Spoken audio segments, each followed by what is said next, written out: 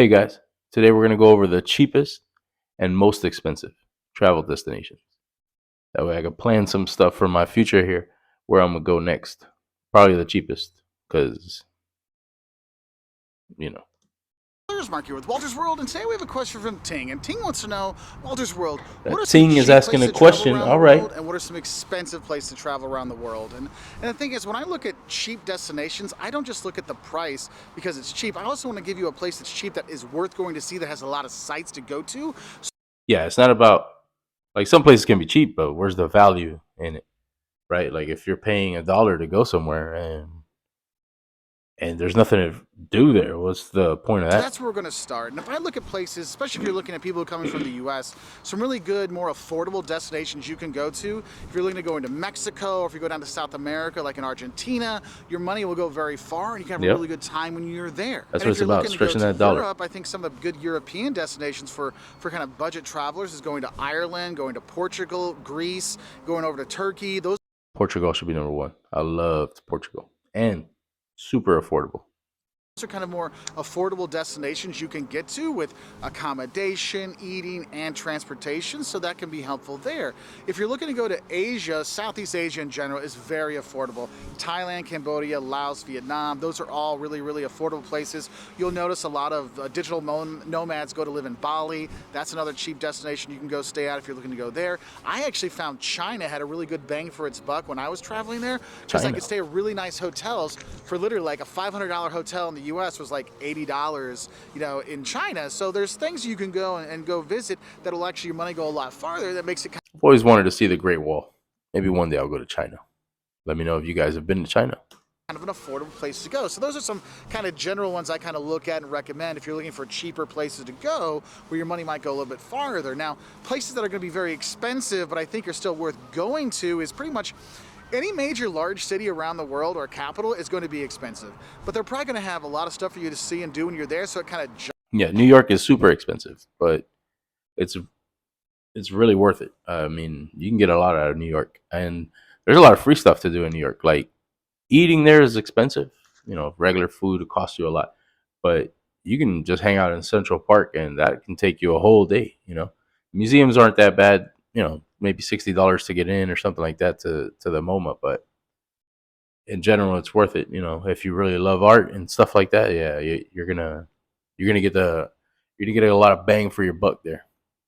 justifies it, but that's one of those things. Big cities are going to be a lot. That's why you're coming here to England. London is significantly more expensive than going to a place like York, okay?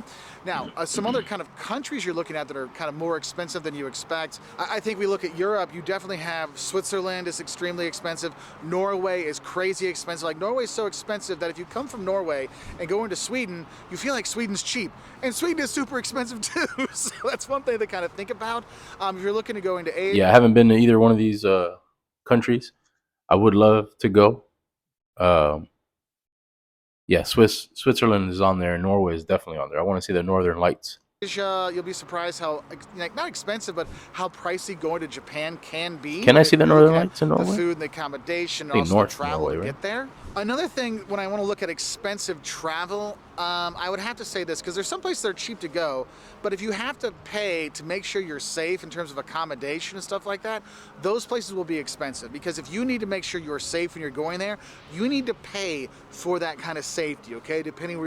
Yeah, I'm never going somewhere where I have to pay extra for safety. I like to travel. I like to really explore and get out there, but I'm not trying to risk my life to see something, or my family's life.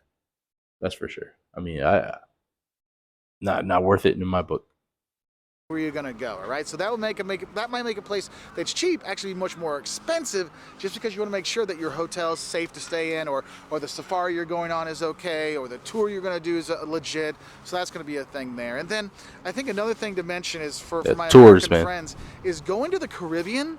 Pretty much any. I was never a big believer in tours, but when I went to Peru, I did about three of them, and yeah, now I'm a believer.